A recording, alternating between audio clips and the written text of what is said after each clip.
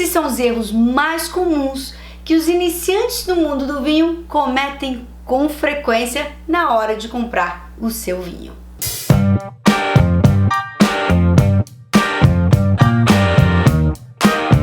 Número 1. Buscar vinho mais alcoólico querendo pagar pouco. Sim, é uma das coisas que mais acontece, inclusive na minha loja, que a pessoa quer aquele vinho de 14,5 de álcool, até 15, mas quer pagar ali 50, 60, 70 reais. Infelizmente, você não vai conseguir um bom vinho com álcool nessa faixa de preço. E aí é que está o problema. O vinho mais alcoólico, ele vai precisar de ter corpo, mais acidez, para que tudo fique bem equilibrado. E o problema é que vinhos mais econômicos não conseguem ter esse corpo todo para um vinho de 14,5 de álcool, por exemplo. E assim como a acidez muitas vezes também não é tão bem trabalhada. Então, vinhos mais econômicos são mais leves, com menos corpo, sem potencial de guarda, que a gente vai falar lá no final por quê.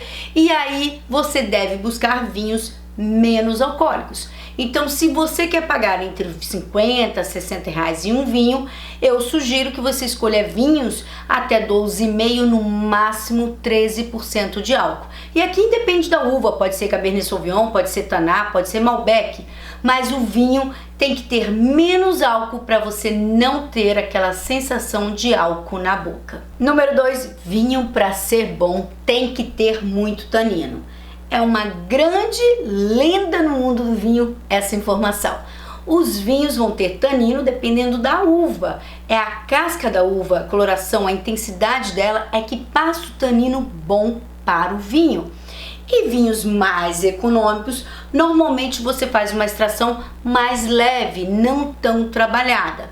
Você pode ter um Taná, como eu já sugeri, ou um Cabernet, ou mesmo um Syrah.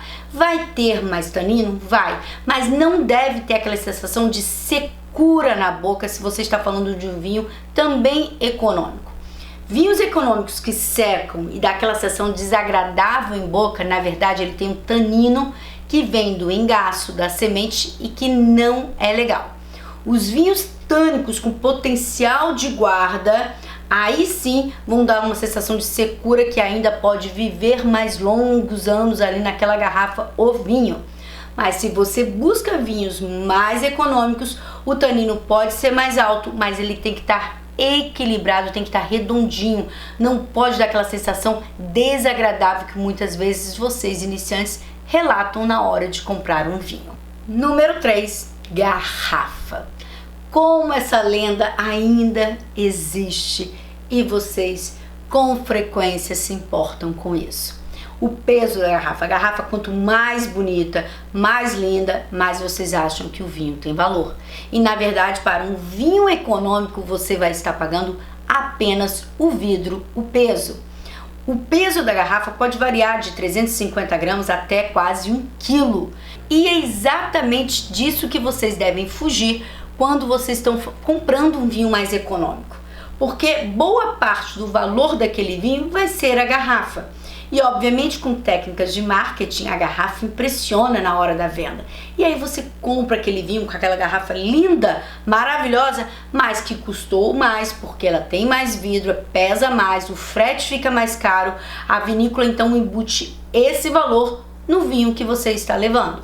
Vinhos mais econômicos, garrafas mais leves é o indicado. Assim você não vai estar pagando pelo peso da garrafa de forma errônea. Essas garrafas a gente deixa para vinhos realmente de potencial de guarda, vinhos mais caros, que faz toda a sua apresentação. Aqui é o clássico no vinho econômico, como você está comprando a embalagem e não o produto que está dentro. Quarto item, rolha. Sem dúvida nenhuma, esse também é campeão ainda das dúvidas de todo iniciante do mundo do vinho. Quer comprar um vinho de 50, 60, 70 reais, até menos, e quer rolha? Não há necessidade. A rolha, ela faz parte de uma história do mundo do vinho e obviamente ela tem um custo e também tem os seus probleminhas, até mesmo com problemas que vêm da própria rolha. Para vinhos de guardas, para vinhos mais caros, faz todo o sentido, até porque muitos vinhos fazem parte de legislações que exigem que seja vedado com rolha. Mas para vinhos mais econômicos, vinhos do dia a dia, a rosca, o screw cap, como chamamos em inglês, é o mais fácil, o mais econômico e o menos passível de contaminação. Então, não tem problema algum você comprar um vinho de screw cap. Inclusive, muitos vinhos argentinos ou chilenos que vêm para o mercado brasileiro com rolha, porque assim o consumidor quer, quando são exportados para o mercado asiático ou mesmo Nova Zelândia, chegam com rosca.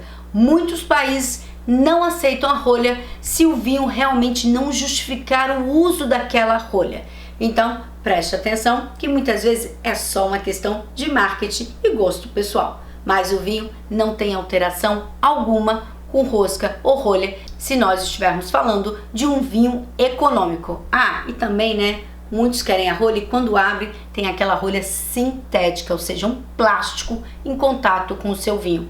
Ou seja, sentido algum e por isso o screw cap é a melhor escolha. E a última, sem dúvida nenhuma, é comprar vinhos econômicos e perguntar da safra se foi um ano excepcional, um ano bom. Deixa eu contar uma coisa para vocês. Vinhos econômicos, vinhos que estão rodando ali comercialmente em volume até 100, 150 reais, não são vinhos feitos que seguem o padrão, a qualidade de uma safra. Na verdade, o que importa para o produtor desse vinho é uma padronização desse vinho todos os anos. Esse vinho tem que chegar no mercado de uma forma que o consumidor identifique ele tomando hoje, como daqui a um ano ou daqui a 2 anos. Então, na verdade, esses vinhos são vinhos comerciais. E vinho comercial, a safra só é importante para o produtor, que tem que ter uma excelente colheita com muita uva. Para um vinho econômico que você não vai guardar, não pode guardar vinho baratinho, gente. Essa lenda de vinho, quanto mais velho melhor, só para vinho mais caro. Aqui você vai consumir ele em 3, 6 meses, no máximo em 1 ano na sua casa, depois que você compra em uma loja. Então não faz diferença alguma a safra do vinho. Agora, se você estiver comprando um vinho para guarda, e aí a gente vai falar de algumas centenas de reais, ou euros, ou dólar, aí sim a safra vai fazer diferença, porque realmente alguns produtores que fazem vinhos em quantidade limitada, em volume menor, que são para bons apreciadores, sim, a safra vai dar diferença, porque ali se estuda isso, se busca manter o terroir e a característica do vinho diferenciado ano a ano. Não é o caso do vinho econômico. Se você gostou desse vídeo, deixa o seu like aqui embaixo, compartilha com os amigos, com aquele que está começando a tomar vinho e está cheio de dúvida e me diz aqui o que vocês querem ver nos próximos vídeos, que eu volto com mais dicas aqui para vocês no YouTube. Tchau, tchau e até o próximo vídeo.